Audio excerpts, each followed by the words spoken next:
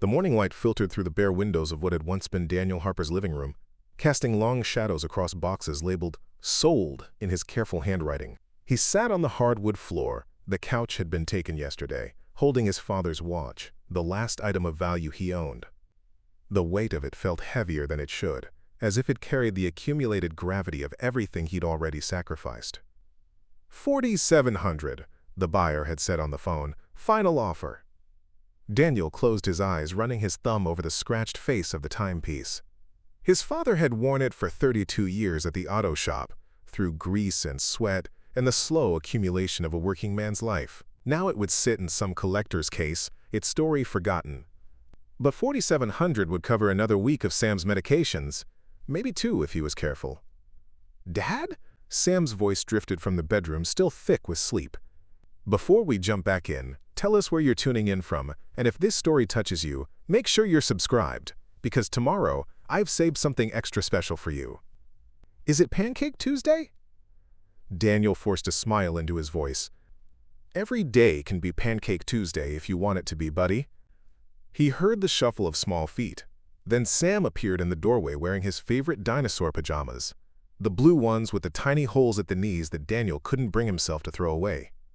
At 7 years old, Sam was small for his age, his face pale but animated with the kind of irrepressible curiosity that made Daniel's chest ache with pride and terror in equal measure. "Where's all our stuff?" Sam asked, surveying the nearly empty room with the matter-of-fact acceptance that children bring to inexplicable adult decisions. "We're traveling light these days," Daniel said, pocketing the watch. "Like astronauts, they only take what they really need."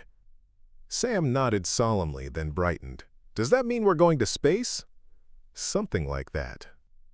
3 hours later, Daniel stood in the familiar hallway of Mount Sinai Children's Hospital, holding an envelope containing $4,700 in cash and a cashier's check for everything else, the remnants of his life converted to numbers on paper. Nurse Maya Chen looked up from her station as he approached, her expression shifting from professional warmth to something more personal. "Daniel," she said softly, "how are we doing today?" We had become Maya's default pronoun when talking about Sam's care, and Daniel was grateful for it. In a system that often felt coldly institutional, Maya's presence was like finding a small flame in a winter storm. "Got another payment," he said, sliding the envelope across the counter. "Not all of it, but—" Maya's face fell as she opened the envelope and quickly counted the contents. "Daniel, this brings the total to, it's still 18,000 short. The surgery is scheduled for next week." The number hit him like a physical blow. 18,000. He'd sold everything. The house he'd inherited from his parents, his truck, his father's tools, furniture, clothes, books, kitchen appliances, even Sam's bike. He'd liquidated an entire life, and it still wasn't enough. "There has to be something," he said, hearing the desperation creep into his voice despite his efforts to stay composed. "Payment plan, charity care, something." "I've been trying," Maya said, glancing around to make sure they weren't overheard. "But Dr. Petrov's team won't move forward without the full payment. Hospital policy." Through the window of Sam's room, Daniel could see his son sitting up in bed, carefully coloring a picture of a dinosaur with the concentration of a master artist. Sam looked up and waved, grinning, and Daniel waved back, maintaining the smile until Sam returned to his artwork. "He drew that for you," Maya said, following Daniel's gaze. "Asked me to make sure you got it. Said it's a T-Rex fixing a car, because Dad can fix anything." Daniel felt something crack inside his chest. "Maya, if we can't, if the surgery doesn't happen—" "It will happen," Maya said firmly, though Daniel caught the flicker of uncertainty in her eyes. "We're gonna figure this out. You're a good father, Daniel. Sam knows that. He sees how hard you're fighting for him." But as Daniel walked into Sam's room, forcing brightness into his voice as he admired the dinosaur drawing, one thought echoed in his mind. What if fighting hard wasn't enough? What if love, however fierce and absolute, couldn't bridge the gap between what a father would sacrifice and what the world demanded? "Look, Dad," Sam held up the drawing. "It's you and me, but we're dinosaurs. The T-Rex dad is fixing the little dinosaur's heart with his tiny tools." Daniel took the picture, his throat tight. "It's perfect, buddy. Absolutely perfect." "Don't worry, Dad," Sam said, settling back against his pillows with the casual confidence of a child who had never doubted his father's ability to make everything right. You fixed cars for years. You can fix me too." Outside the window, New York City hummed with the lives of 8 million people, most of whom would go to bed that night without wondering if love alone could move mountains. Daniel Harper pressed his son's drawing to his chest and wished he shared Sam's unshakable faith in his father's power to fix anything that was broken. The letter arrived on a Tuesday morning, bearing the Mount Sinai letterhead and Mr. Collins' precise signature. Daniel read it 3 times before the words fully registered. "Due to outstanding balance in hospital policy regarding elective procedures, we must postpone the scheduled surgery pending full payment." The paper trembled in his hands. Postpone. Not cancel, but the distinction felt academic when Sam's cardiologist had been clear about the narrow window they were working within. 2 hours later, Daniel sat across from Mr. Collins in an office that reeked of administrative efficiency. The hospital administrator was a thin man in his 50s, with wire-rimmed glasses and the detached professionalism of someone who had learned to view human suffering as a series of policy decisions. "Mr. Harper, I understand your situation is difficult," Collins said, his fingers steepled over a folder containing Sam's file. "But the hospital has fiscal responsibilities. We can't provide services without assurance of payment." "I've given you everything," Daniel said, fighting to keep his voice level. "My house, my truck, everything I owned. The money's right there in your system." "Which we appreciate, but it still leaves a significant shortfall." Collins opened the folder, scanning numbers that represented the dismantling of Daniel's life. "Have you considered reaching out to family members? Sometimes relatives can." "There's no one." The lie came automatically. Victor existed, somewhere in Philadelphia, but they hadn't spoken in 5 years. "Mr. Collins, my son's 7 years old. He didn't choose this. He didn't ask to be born with a heart that doesn't work right." "Of course not," Collins said, his tone suggesting he'd had this conversation many times before. "But, Mr. Harper, this is a business. We have shareholders, employees, overhead costs. Good intentions don't pay for surgery suites or surgical equipment." The casual cruelty of the phrase, "good intentions don't pay," hit Daniel like a slap. He thought of Sam's dinosaur drawing, of his son's absolute faith that Dad could fix anything, and felt something cold and desperate unfurling in his chest. "What if his condition gets worse while we're waiting?" Daniel asked. Collins adjusted his glasses. "That's a question for the medical team." The dismissal was clear, but Daniel couldn't make himself stand up. Somewhere above them, Sam was probably asking Nurse Maya when they were going to fix his engine, as he'd taken to calling the surgery. The trust in his son's voice when he talked about getting better, as if it were as inevitable as morning following night, was both Daniel's greatest source of strength and his heaviest burden. "There has to be something," Daniel said, hating the pleading note in his voice. "Charity care, a payment plan, anything." "We've exhausted those options." Collins closed the folder with finality. "I'm sorry, Mr. Harper. If the situation changes, please don't hesitate to contact us." Daniel walked out of the office feeling like a man walking away from a burning building with his hands empty. In the elevator, he caught his reflection in the polished steel doors, hollow-eyed, hollow-cheeked, hollowed out by months of watching his son's condition worsen while bureaucrats quoted policy. He was still standing in the lobby, staring at nothing, when Maya found him. "Daniel," she touched his arm gently, "what happened up there?" "They postponed the surgery." The words came out flat, factual, not enough money. Maya's face flushed with anger. "Those heartless bastards." "I'm sorry, I shouldn't. But Daniel, there are programs, grants, foundations that help with cases like this. Let me make some calls." "How long do those take?" Maya's silence was answer enough. That evening, as Daniel sat beside Sam's hospital bed reading Where the Wild Things Are for the 100th time, his phone buzzed with a text from a number he hadn't seen in 5 years. "Heard about Sam through Janet Murphy. Why didn't you tell me?" "Victor." Daniel stared at the screen. Janet Murphy, their old neighbor from the house he'd grown up in. The house he'd sold 6 months ago to pay for Sam's previous treatments. Somehow, word had gotten back to Victor. He turned the phone face down without responding, focusing on Sam's sleepy voice asking, "Will you read it again, Dad?" But as he opened the book to the first page, Daniel felt the weight of his isolation settling around him like a shroud. He'd been so proud, so determined to handle this alone, to prove he could be the father Sam deserved without anyone's help. Now that pride felt less like strength and more like the walls of a prison he'd built around himself.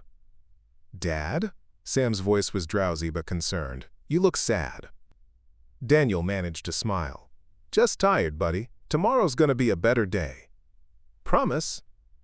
The word caught in Daniel's throat. How many promises could a man make before he started breaking them? But looking at Sam's trusting eyes, he found he couldn't do anything but nod. "Promise." As Sam drifted off to sleep, Daniel's phone buzzed again. This time it wasn't a text. It was his brother's name on the caller ID. Daniel let it go to voicemail, but he knew that avoiding Victor had just become impossible. The breaking point, he realized, wasn't just about money. It was about facing the fact that love alone might not be enough to save his son, and that his pride might be the very thing that destroyed them both. Victor Harper stood in the doorway of Daniel's apartment like a ghost from a life deliberately forgotten. 5 years had added gray to his temples and lines around his eyes, but he still carried himself with the same rigid posture that had always made Daniel feel like he was being measured and found wanting. "You look like hell," Victor said, pushing past Daniel into the nearly empty living room. "Nice to see you too," Daniel replied, closing the door with more force than necessary. "What do you want, Victor?" "What do I want?" Victor's voice carried the edge of barely controlled anger that Daniel remembered all too well. "My nephew is dying in a hospital, and I have to find out from Janet Murphy at the grocery store what the hell is wrong with you." "Sam isn't dying." The words came out sharper than Daniel intended. "He's sick. There's a difference." Victor gestured at the bare walls, the absence of furniture, the boxes stacked in corners. "Yeah? And this is what healthy looks like?" "Jesus, Danny, when's the last time you ate a real meal?" The childhood nickname hit like a physical blow. Their father had called him Danny. Victor had stopped using it the day they'd buried the old man, the day everything between them had fractured beyond repair. "I'm handling it," Daniel said. "Handling it?" Victor laughed, but there was no humor in it. "You sold everything. The house Dad built with his own hands, Mom's china, even the goddamn lawnmower." "How do you?" Daniel stopped, realizing, "You've been checking up on me." "Someone had to. Clearly you've lost your mind." The accusation ignited something hot and desperate in Daniel's chest. "I did what I had to do. Sam needed surgery, needed treatment, and insurance doesn't cover experimental procedures. So yeah, I sold everything. Every single thing that didn't matter more than my son's life." "And did it work?" Victor's voice was quieter now, but no less cutting. "Did martyring yourself save him?" The question hung in the air, like smoke from a fire Daniel couldn't put out. Because no, it hadn't worked. Sam was still sick, still waiting for a surgery they couldn't afford, still trusting his father to fix what couldn't be fixed. "I don't need this from you," Daniel said. "I don't need you coming in here judging my choices." "Your choices?" Victor's composure finally cracked. "Danny, you've got a 7-year-old boy lying in a hospital bed, and you're too proud to ask for help. Too proud to even tell your own brother that your son, our family, is in trouble. Since when do you care about family?" The words came out raw and bitter. "You made it pretty clear 5 years ago what you thought about that." Victor went very still. "That was about Dad, not about Sam." "Everything's connected, Victor. Dad's funeral, the will, the things you said. What I said was that you were wasting your life playing martyr instead of dealing with reality. Turns out I was right." Daniel felt something snap inside him, 5 years of suppressed anger and hurt rushing to the surface. "You called me a failure. You said I was just like Dad. Too stubborn to see past my own nose. Too proud to accept that maybe I wasn't cut out for the life I wanted. I was angry. You said Mom would be ashamed of what I'd become." The words hung between them like a blade. Victor's face went pale, and for a moment he looked like the younger brother Daniel remembered, the kid who used to follow him around the garage, who'd helped him rebuild his first motorcycle. "Danny, Dad," Sam's voice interrupted from the bedroom, followed by the sound of small feet hitting the floor. "Is someone here?" Both men turned as Sam appeared in the doorway, wearing his dinosaur pajamas and dragging a stuffed elephant behind him. His pale face lit up when he saw Victor. "Are you my Uncle Victor?" Sam asked with the direct curiosity of childhood. "Dad has a picture of you in his wallet." Daniel felt heat rise in his face. He'd forgotten about that photo, him and Victor as teenagers, grinning beside the Camaro they'd restored together. He'd meant to take it out 100 times, but had never quite managed to. Victor crouched down to Sam's eye level, his anger dissolving into something softer. "Yeah, buddy, I'm your Uncle Victor. Are you here to help Dad fix my heart?" The simple question, delivered with such matter-of-fact trust, seemed to drain all the fight out of the room. Victor looked up at Daniel, something vulnerable flickering across his features. "We're going to try," Victor said quietly. Sam nodded seriously. "Good. Dad's really good at fixing things, but sometimes even grown-ups need help." He looked between the two men with the wisdom that sick children sometimes acquire too early. "Dad's been sad a lot lately. Maybe you can help fix that too." The silence stretched until Victor cleared his throat. "Sam, could you give your dad and me a few more minutes to talk?" "Okay." Sam hugged his elephant tighter. "But don't yell anymore. The neighbors upstairs get mad when people yell." After Sam returned to his room, Victor straightened slowly, running a hand through his graying hair. "He looks just like Sarah," he said quietly. "Yeah." Daniel's voice was thick. "He's got her heart too, the good parts of it anyway." They stood in awkward silence until Victor spoke again. "I shouldn't have said those things. About Mom, about you being a failure.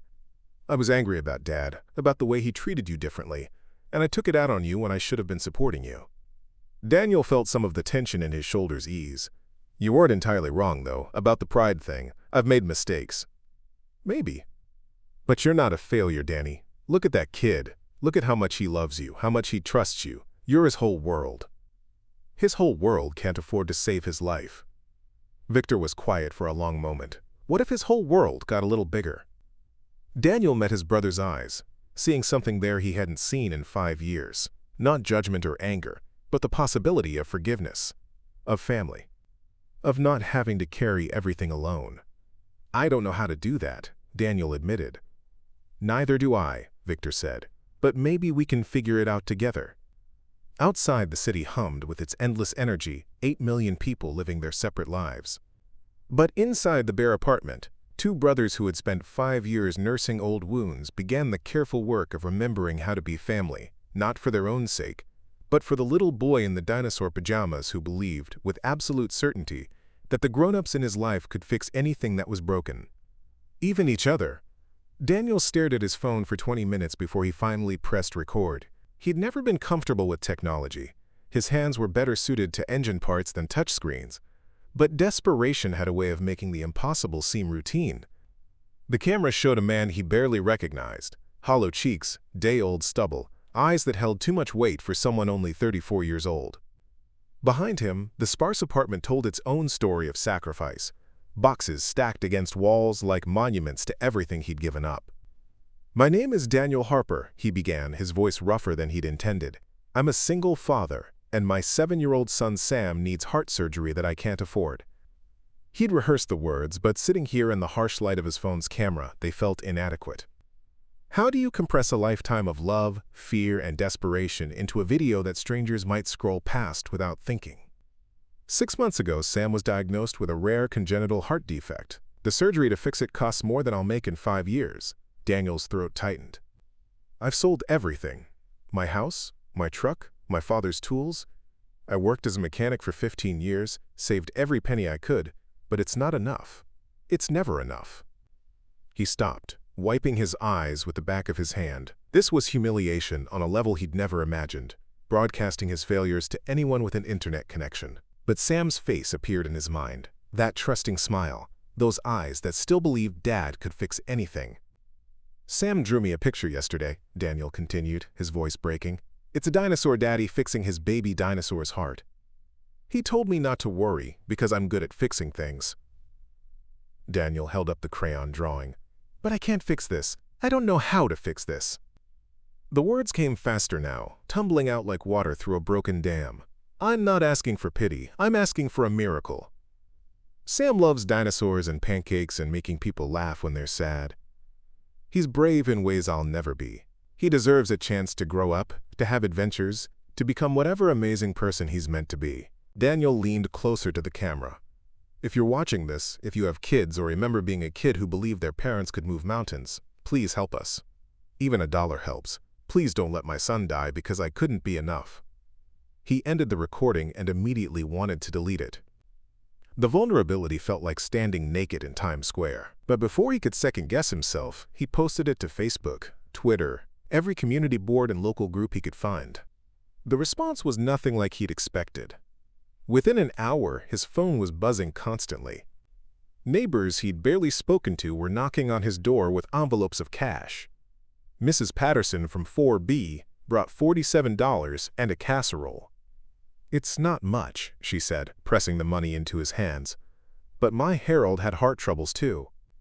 At Sam's school, 8-year-old Emma Chen, his classmate and secret crush, organized a bake sale during lunch.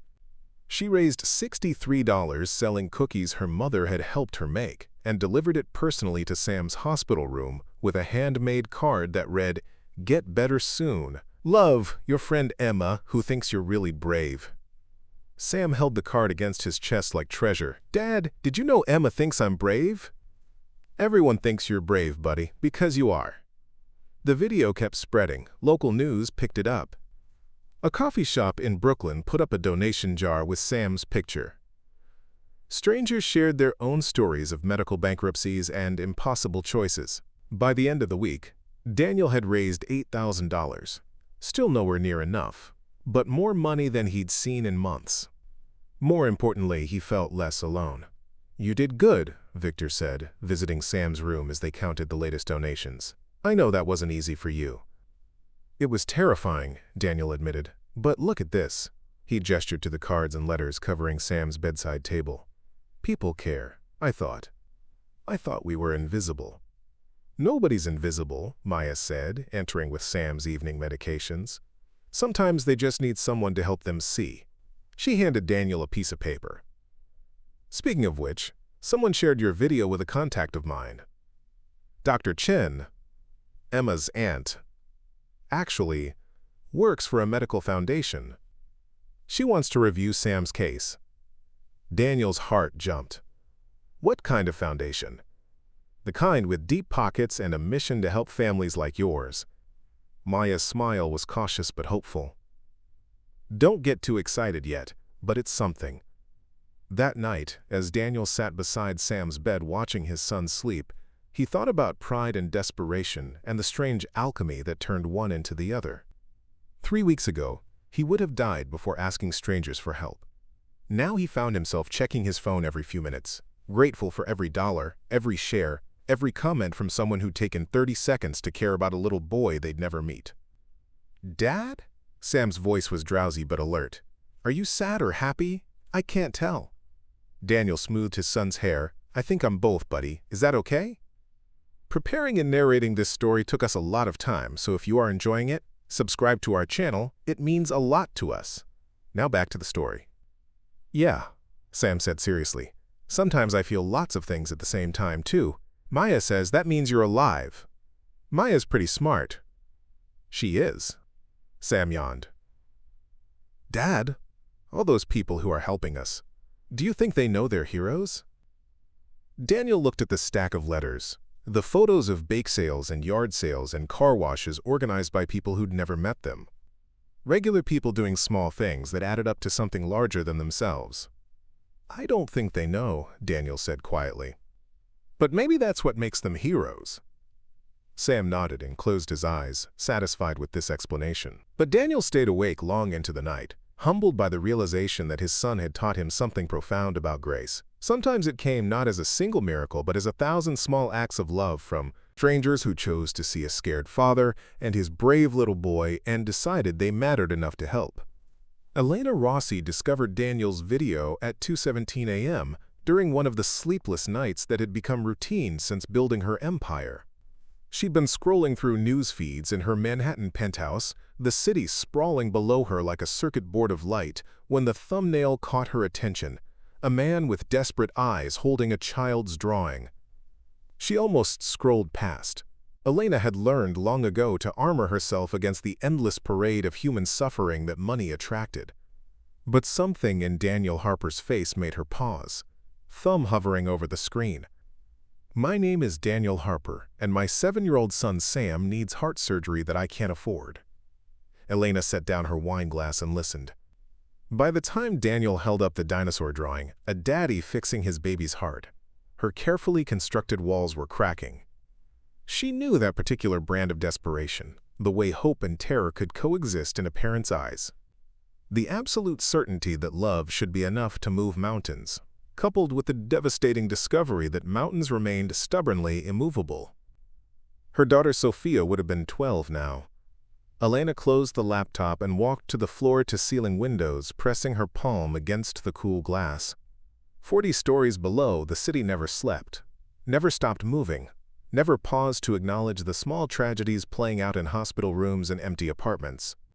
She'd spent the last 5 years trying to forget that she'd once been desperate enough to offer everything she owned, every company, every property, every investment, for just a few more months with her daughter. The irony wasn't lost on her. She'd built a biotech empire in the years since Sophia's death, companies that developed treatments for rare diseases, that funded research into childhood cancers and genetic disorders. But all of it had been abstract, clinical, safely removed from the raw human need she'd witnessed in Daniel Harper's video. Her phone buzzed. Rachel, her assistant, sending her the morning schedule even though it was past midnight. Elena had trained her staff to match her insomniac schedule, but lately she wondered if that was fair to anyone. Instead of answering, Elena opened her laptop again and replayed the video. This time she focused on the details, the sold furniture, the careful way Daniel spoke about his son's courage. The moment his voice broke when he said, "I can't fix this." She'd seen hundreds of funding requests over the years. Most came through proper channels, accompanied by tax documents and medical records and carefully crafted proposals. This was different. This was a father, throwing himself on the mercy of strangers with nothing but love and desperation to offer in return. Elena pulled up her private investigator's contact information, then stopped. What was she planning to do? Research the family? Verify their story? Turn human suffering into a due diligence exercise? Instead, she called Rachel. "It's very late, Elena," Rachel answered on the first ring, alert despite the hour. "Is everything all right? I need you to look into something." A family in Brooklyn, Daniel and Sam Harper. The father made a video asking for help with medical expenses. Of course, what kind of assistance are you considering? Elena hesitated. She'd built her fortune by being decisive, by trusting her instincts and acting quickly when opportunities arose. But this felt different. More personal. More dangerous. "I don't know yet. Just gather information, medical records, financial situation, family background. But Rachel, be discreet. If we decide to help, it needs to be done carefully." "Understood, Elena?" Rachel's voice was gentler now. "This wouldn't happen to be about a little boy who needs heart surgery, would it?" Elena closed her eyes. Rachel had been with her for 8 years, since before Sophia's diagnosis. She'd watched Elena transform from a driven but optimistic entrepreneur into someone who treated philanthropy like a business transaction, necessary but emotionally sterile. "Maybe," Elena admitted. "I'll have a full report by morning, and Elena, for what it's worth, I think it's time you got personally involved in something again." After hanging up, Elena poured herself another glass of wine and returned to the window. Somewhere out there, Daniel Harper was probably lying awake too, counting dollars that would never be enough, carrying the weight of a father's impossible responsibility. She thought about Sophia's last months, the experimental treatments that hadn't worked, the specialists who'd eventually stopped returning her calls. Money had bought her access to the best doctors in the world, but it hadn't bought her more time. In the end, she'd been as powerless as any parent watching their child slip away. But Daniel's son was different. Sam Harper had a condition that could be fixed, a surgery that could give him a normal life. Elena had the power to make that happen with a phone call, a wire transfer, a signature on a check. The kind of power she'd once prayed for and now barely knew how to use. Elena's reflection stared back at her from the window, a successful woman in an expensive apartment, surrounded by the trappings of a life built on the ashes of the only thing that had ever really mattered. At 40, she had everything money could buy and nothing that money couldn't replace. Except the chance to help a little boy who drew pictures of dinosaur daddies fixing hearts. Elena picked up her phone and scrolled through Daniel's video one more time, stopping on the image of Sam's drawing. In a child's careful crayon strokes, she saw something she'd forgotten existed, the belief that broken things could be mended, that love could triumph over impossible odds, that heroes existed in ordinary fathers who would sacrifice everything for their children. Maybe it was time to find out if heroes existed in broken billionaires too. She opened her laptop and began researching Mount Sinai's cardiac surgery department, cross-referencing Daniel's story with medical databases and news reports. If she was going to do this, she needed to understand exactly what she was walking into.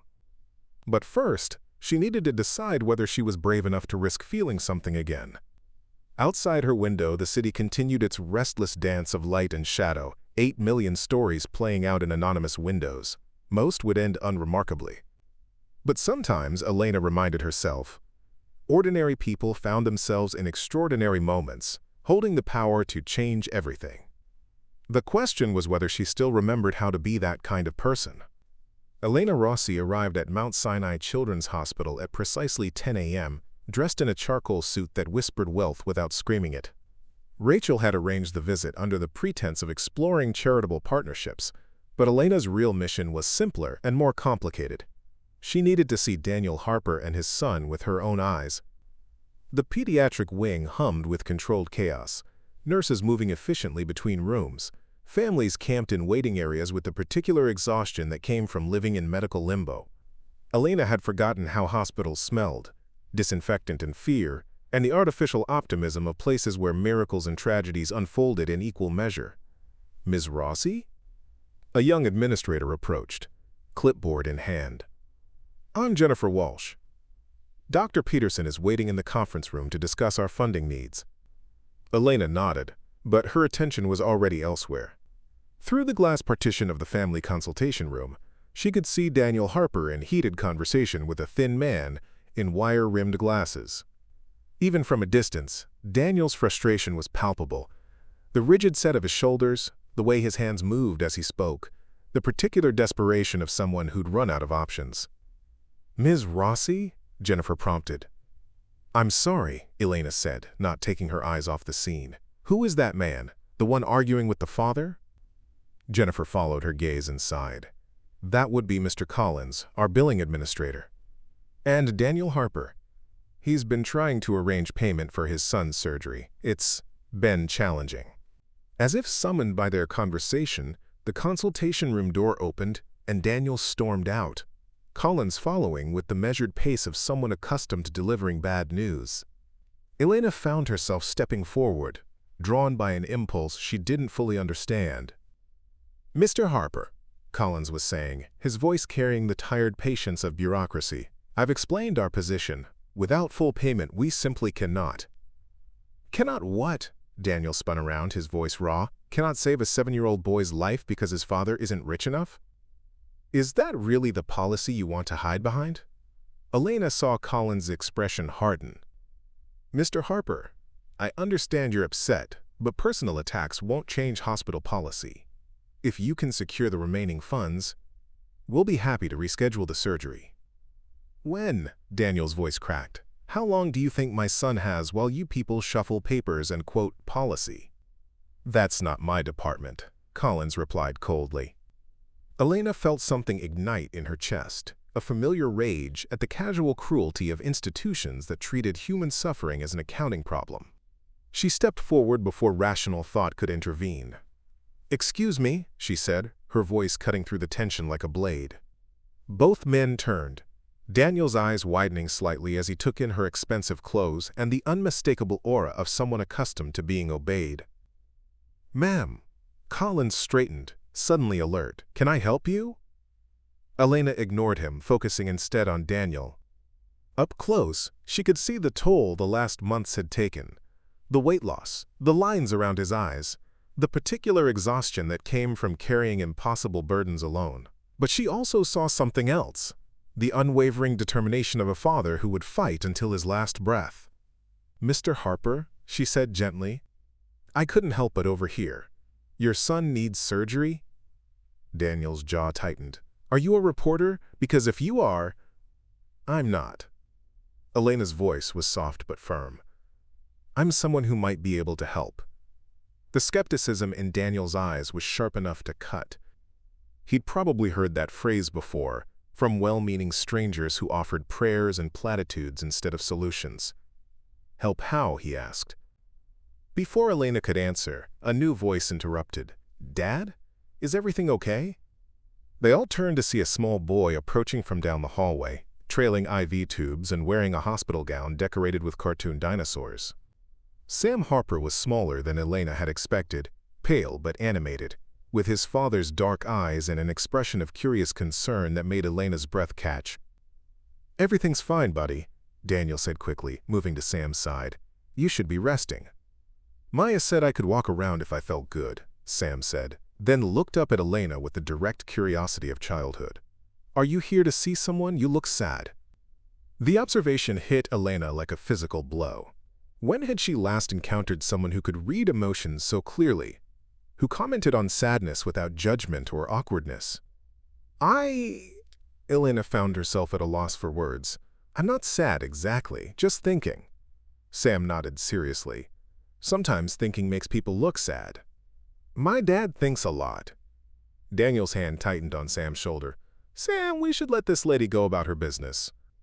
But Sam was still studying Elena with that disconcerting directness. "Don't worry," he said suddenly. "My dad fixes everything. He's really good at it." The simple faith in those words, the absolute certainty that Dad could handle any problem, made Elena's chest ache. She knelt down to Sam's eye level, bringing herself closer to his world. "What kinds of things does your dad fix?" she asked. "Cars, mostly, but he fixed my bike when the chain broke, and our toaster when it got stuck.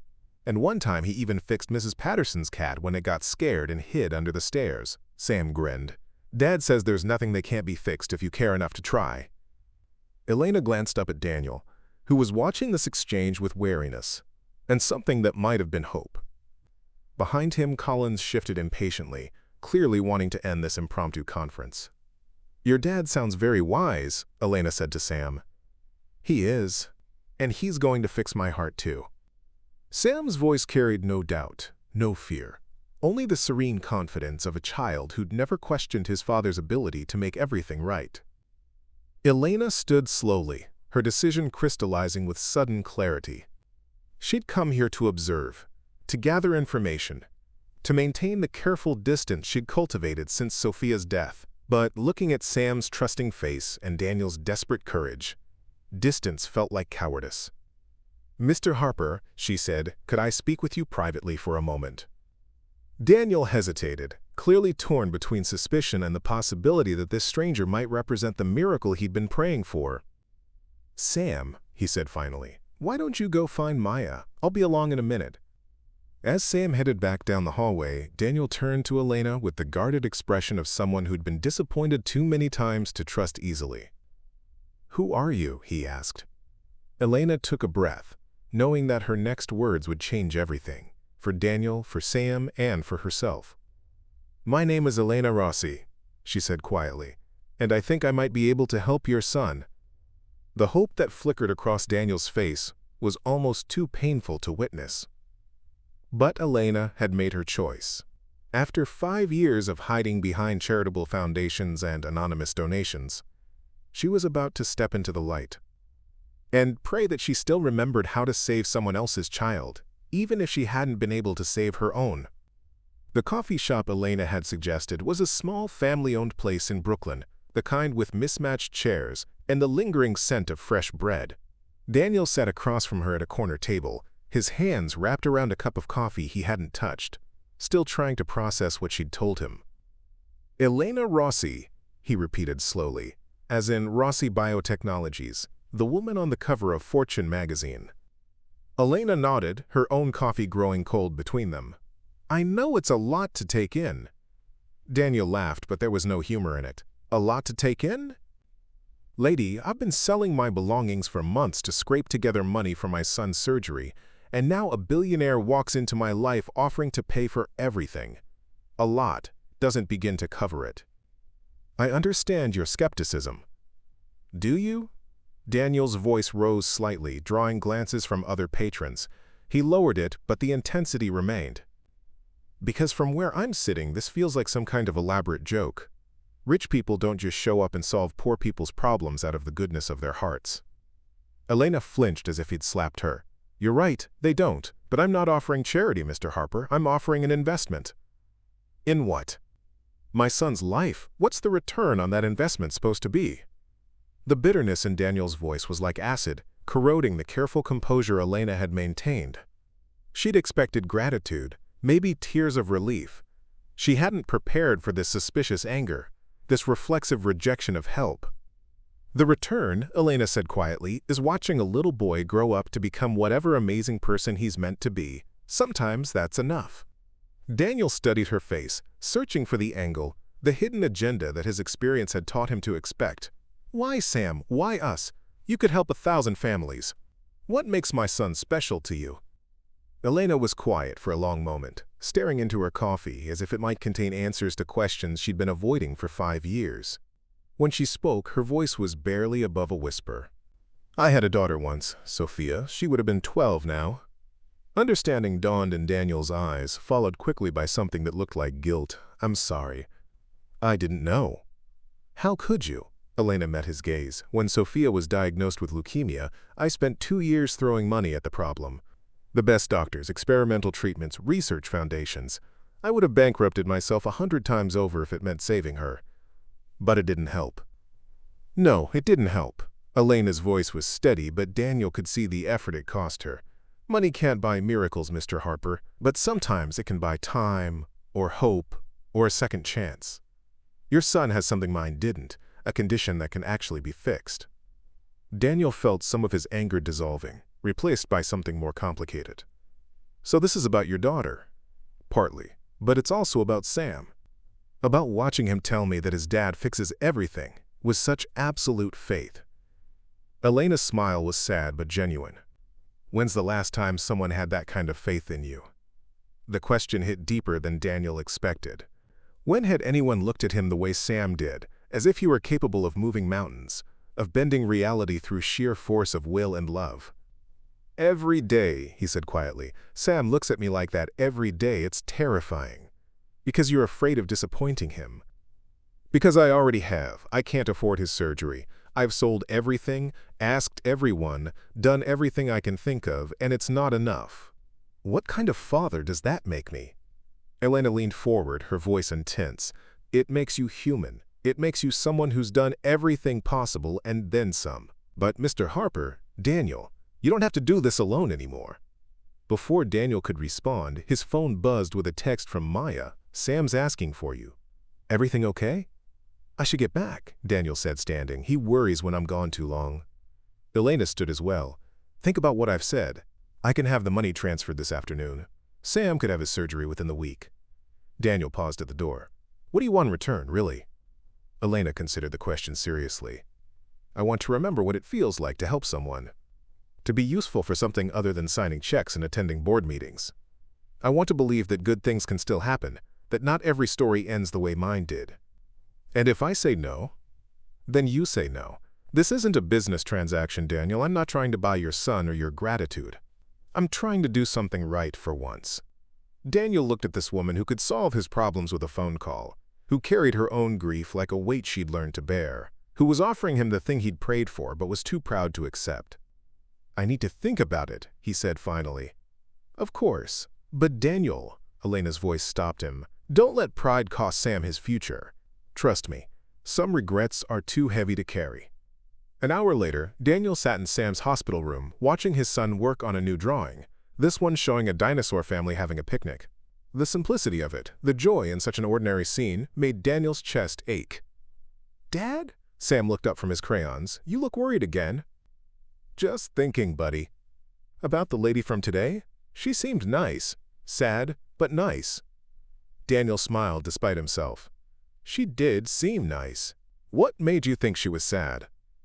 Sam considered this with the seriousness he brought to all important questions. Sometimes when people have been hurt, they forget how to smile with their eyes. But I think she wants to remember. At 7 years old, Sam had developed the particular wisdom that came from spending too much time in hospitals, surrounded by adults carrying burdens too heavy for small shoulders to understand. But somehow he understood anyway. Sam, if someone wanted to help us, really help us, Would that be okay with you? Like Uncle Victor helped. More than that, like help enough to make you all better. Sam set down his crayon and looked at his father with those dark eyes that saw too much. Dad, you don't have to fix everything by yourself. Maya told me that even superheroes have friends. Daniel felt something tight in his chest finally begin to loosen. He'd been so focused on being enough, on proving he could handle anything life threw at him, that he'd forgotten the most important lesson of all. Sometimes, accepting help wasn't a sign of failure. Sometimes it was a sign of wisdom. You know what, buddy? I think Maya might be right about that. That evening, as Sam slept peacefully beside him, Daniel pulled out his phone and composed a text to the number Elena had given him. Can we talk tomorrow? I think I'm ready to listen. The response came within minutes, of course. And Daniel, thank you for trusting me. Outside Sam's window, New York City continued its endless dance of light and motion, 8 million people living their separate lives. But in a small hospital room in Manhattan, a father who had carried the world on his shoulders was finally learning that sometimes the bravest thing you could do was let someone else help you carry the weight. The surgery was scheduled for a Tuesday morning, 6 days after Daniel had finally accepted Elena's help. The speed of it, the sudden shift from impossible dream to immediate reality, left Daniel feeling unmoored, as if he'd been drowning for months, only to be pulled onto shore by a stranger's hand. Elena had been true to her word.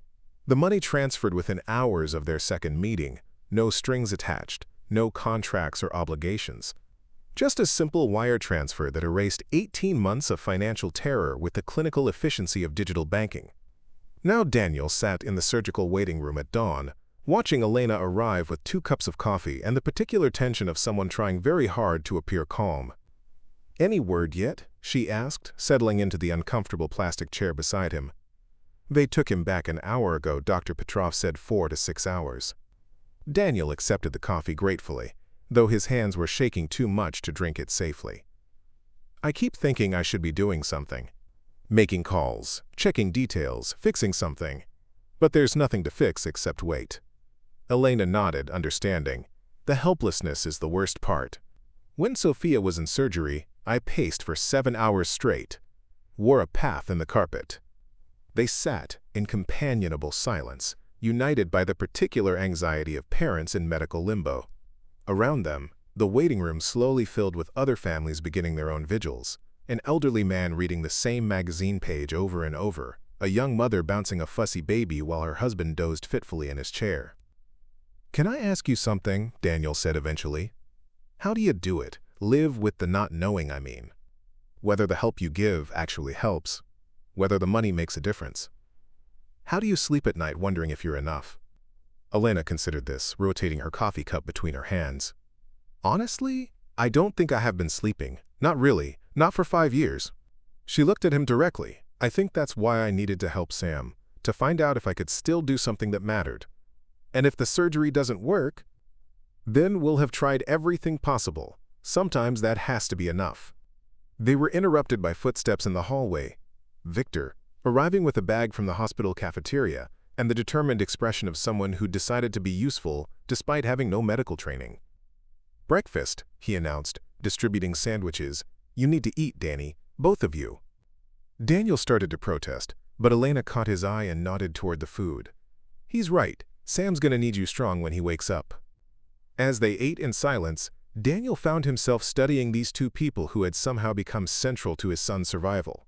Victor, gruff and practical, carrying 5 years of guilt disguised as irritation. Elena, polished and guarded, carrying 5 years of grief disguised as composure.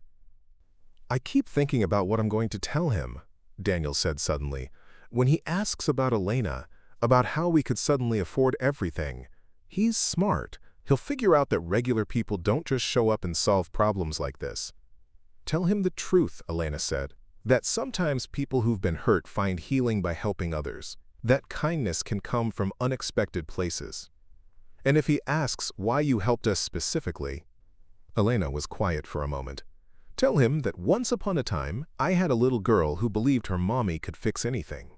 And that helping Sam reminded me what that felt like." Victor cleared his throat. "You know, before Dad died, he used to say that life was like working on cars.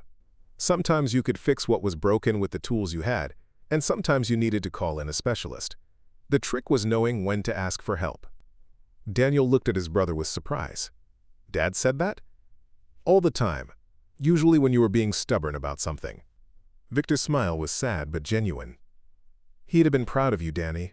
The way you fought for Sam, the way you never gave up, but he'd have been prouder that you finally let people help. At 2:47 p.m., Dr. Petrov emerged from the surgical suite, still in scrubs but wearing the expression of someone bringing good news. Daniel's heart stopped completely until the surgeon smiled. The surgery went perfectly, Dr. Petrov said. We were able to repair the defect completely. Sam should have full cardiac function and a completely normal life expectancy. Daniel felt his knees give out. Victor caught him, holding him steady while the news sank in. Elena covered her face with her hands, shoulders shaking with what might have been sobs or laughter or both. When can we see him? Daniel managed. He's in recovery now, another hour or so before he's fully awake, but you can sit with him. The recovery room was hushed and warm, filled with the soft beeping of monitors and the careful attention of nurses who specialized in watching over sleeping children. Sam looked impossibly small in the hospital bed, pale but peaceful, his chest rising and falling with the steady rhythm of a heart that finally worked the way it was supposed to. "Hey, buddy," Daniel whispered, taking Sam's small hand in his. "You did it. You're all fixed." Sam's eyes fluttered open, unfocused but alert. "Dad?" "Right here. I'm right here." "Did the doctors fix my engine?" Daniel laughed, tears streaming down his face. "Yeah, buddy. Your engine's running perfectly now." Sam's gaze drifted to Elena, who was standing quietly in the corner, trying not to intrude on the moment. "Hi, magic lady?" Elena stepped closer, her composure finally cracking. "Hi, Sam. How are you feeling?" "Like a race car," Sam said seriously. "Dad, can I tell Elena something?" Daniel nodded, not trusting his voice. Sam looked at Elena with those dark eyes that saw too much and spoke with the simple honesty that only children could manage. "Thank you for helping my dad. He was really scared, but he didn't want me to know." Elena knelt beside the bed, taking Sam's other hand. "Thank you for letting me help. And Sam? Your dad wasn't scared because he's weak. He was scared because he loves you so much." "I know," Sam said matter-of-factly. "That's what dads do." As evening settled over the city, Daniel sat between his son and his brother, watching Elena tell Sam stories about her research laboratories and the scientists who worked there. For the first time in 18 months, Daniel wasn't counting costs or calculating odds or carrying the weight of impossible choices. His son was going to live. His son was going to grow up healthy and strong, to become whatever amazing person he was meant to be. And Daniel had learned something profound about the mathematics of love. Sometimes it multiplied when you divided it, and sometimes miracles came disguised as strangers who needed to give as much as you needed to receive. Outside Sam's window, New York City hummed with its endless energy, but inside the warm circle of this small room, a father who had been drowning finally learned how to breathe again. 3 weeks after the surgery, Sam was discharged with a clean bill of health and strict instructions to take it easy, advice that lasted approximately 47 minutes before he was asking when he could ride his bike again. Elena had visited every day, bringing books and puzzles and an ever-expanding collection of small gifts that Sam treasured with the intensity only children could bring to unexpected kindness. "You don't have to keep coming," Daniel told her on a quiet Thursday afternoon as Sam napped in his own bed for the first time in months. "I mean, we're grateful, more grateful than I can say. But you've done enough, more than enough." Elena looked up from the book she'd been reading, Where the Wild Things Are, Sam's current favorite. "Do you want me to stop coming?" The question caught Daniel off guard. The honest answer was, no, he didn't want her to stop. Over the past weeks, Elena had become woven into the fabric of their daily routine in ways that felt both natural and impossible. She remembered that Sam liked his juice boxes cold but not frozen, that he was afraid of the hospital's automatic doors, that he collected interesting rocks and bottle caps with equal enthusiasm. More than that, she'd become someone Daniel could talk to about the things that kept him awake at night. Not just medical fears anymore, but the deeper questions about raising a son alone, about building a life that felt secure and meaningful. "No," Daniel said finally, "I don't want you to stop. But I don't understand why you keep coming. Sam's fine now. You fulfilled whatever obligation you felt." Obligation? Elena's voice sharpened. Is that what you think this is? I don't know what to think. Daniel ran his hands through his hair, frustrated by his inability to categorize this relationship that had become central to his life. I'm not used to people sticking around once the crisis is over. Usually, once the immediate problem is solved, people move on to the next thing. Elena set down the book and looked at him directly. I'm not most people, Daniel, and this isn't charity work for me anymore. Then what is it? It's family, Elena said simply. Maybe not traditional family, maybe not family that makes sense to other people, but family nonetheless. Sam calls me his magic lady, but honestly, you two are the ones who worked magic. You reminded me that there were still good things in the world worth protecting. Before Daniel could respond, Sam appeared in the doorway, hair tousled from sleep and clutching his favorite stuffed elephant. Are you guys fighting? He asked with the directness that had become his trademark. Not fighting, Daniel said quickly. Just talking. About what? Elena and Daniel exchanged glances. How did you explain to a 7-year-old that adults sometimes struggled with accepting happiness when it came in unexpected packages? About how much we like having Elena around, Daniel said finally. Sam brightened. Me too. Elena, are you going to stay for dinner? Dad's making spaghetti, and he's really good at it. I'd love to, Elena said, and Daniel could see the genuine pleasure in her expression. But only if I can help cook. You can cook? Sam asked with surprise. Elena laughed, the first fully unguarded laugh Daniel had heard from her. I'm full of surprises. That evening, as they sat around Daniel's small kitchen table sharing a meal of slightly overcooked spaghetti and garlic bread, Elena mentioned something that had been developing in her mind for weeks. I've been thinking about starting a foundation, she said casually, twirling pasta around her fork.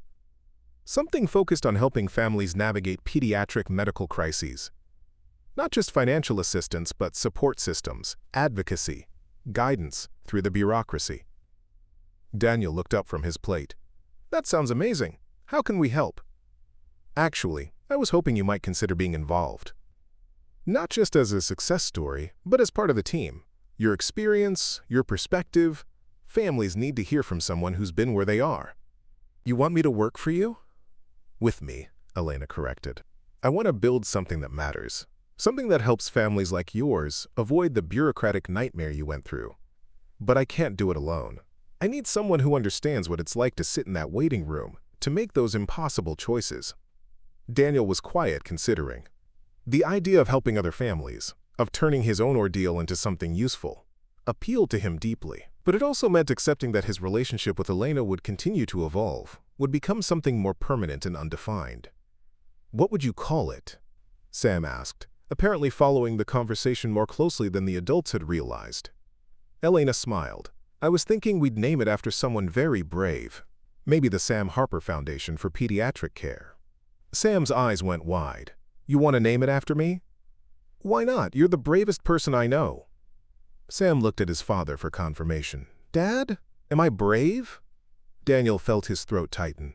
The bravest, buddy. Absolutely the bravest. Later that night, after Elena had gone home and Sam was asleep, Daniel sat on his fire escape looking out at the city lights. Victor called, as he had every night since the surgery, checking in with the careful attention of someone making up for lost time. How's he doing? Victor asked. Good, really good. Elena was here for dinner again. Again, huh? There was amusement in Victor's voice. You know, Danny, it's okay to be happy. It's okay to let good things happen without waiting for the other shoe to drop. Is it that obvious? That you're terrified of screwing this up? Yeah, it's pretty obvious. But here's the thing. You've already been through the worst that could happen. Sam almost died, and you kept him alive through sheer force of will and love. Everything else is just details. After hanging up, Daniel thought about Elena's foundation, about the possibility of turning his darkest months into something that could help other families. He thought about Sam's easy acceptance of Elena's presence in their lives, the way he'd seamlessly expanded his definition of family to include this woman who'd appeared like an answered prayer. Most of all, he thought about Elena herself, brilliant and broken, and slowly learning to believe in good endings again. She'd saved Sam's life, but maybe Sam had saved something in her too. Daniel pulled out his phone and sent a text, I'd like to help with the foundation. When do we start? The response came quickly, Tomorrow. Thank you, Daniel, for everything. Inside his apartment, Sam slept peacefully in his own bed, his heart beating strong and steady, his dreams full of dinosaurs and adventures and all the possibilities that stretched ahead of him.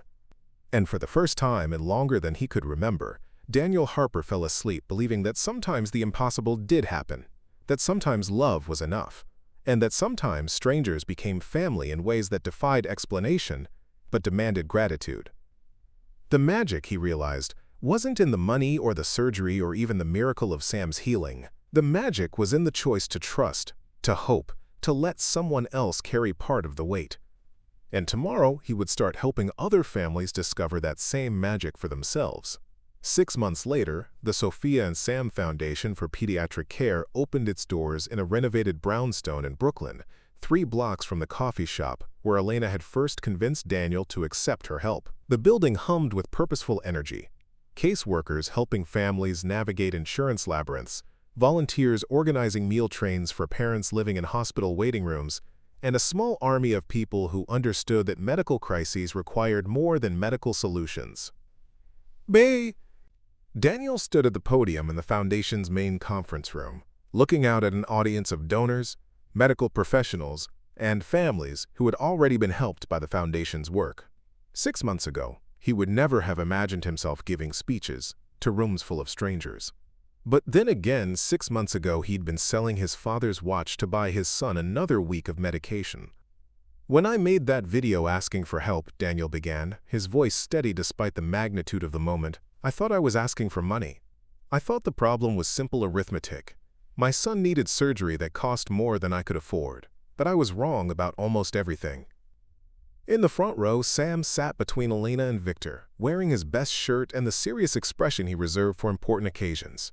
At 8 years old, he was taller now, healthier, with the boundless energy of a child whose heart worked exactly as it should. He'd been the Foundation's first official consultant, weighing in on everything from the color of the waiting room walls, not hospital white, to the selection of books for the children's library. More dinosaurs, please. The problem wasn't just money, Daniel continued. It was isolation. It was the belief that asking for help meant admitting failure.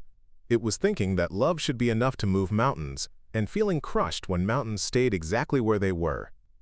Elena met his eyes from the audience, offering the small smile that had become as familiar to him as his own reflection. She'd insisted that Daniel give this speech alone, despite the fact that the Foundation existed because of her vision and resources. This is your story to tell, she'd said. I'm just grateful to be part of it. Elena Rossi didn't just pay for my son's surgery, Daniel said. She taught me that grace comes in unexpected forms. That sometimes the people who've been broken are the ones who know how to help others heal. That accepting help isn't weakness, it's wisdom. Behind Daniel, a large photograph showed the Foundation's first year of impact. 47 families helped, $2.3 million in medical costs covered, and countless hours of support provided to parents navigating the impossible space between love and medical necessity. But the numbers, impressive as they were, didn't capture the real story.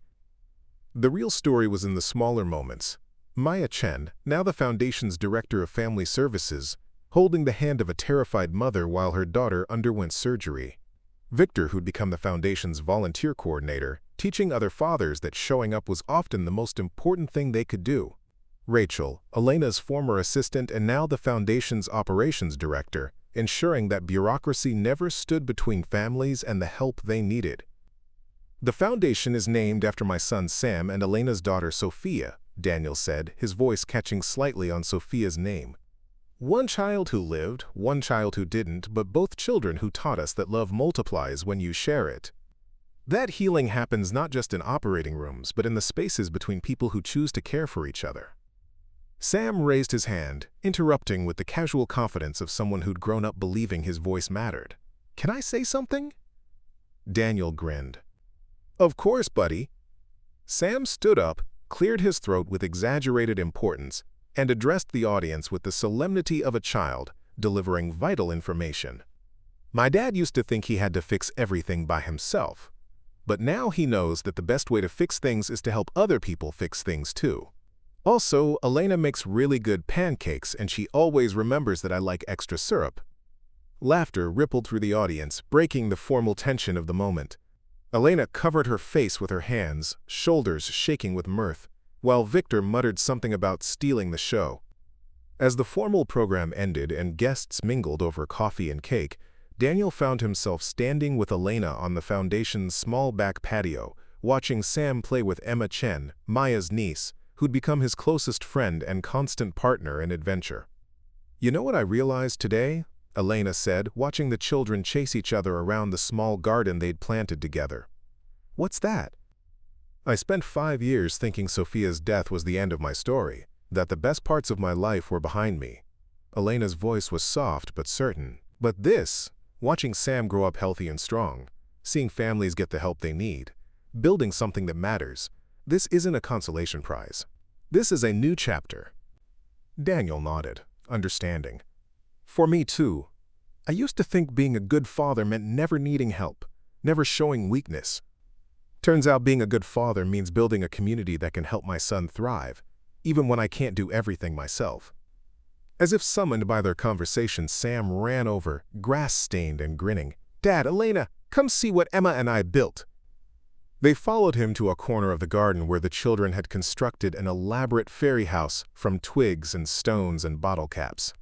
It was the kind of project that served no practical purpose except to create joy, the kind of thing that only happened when children felt safe enough to play, to dream, to believe in magic. "It's beautiful," Elena said seriously. "What's it for?"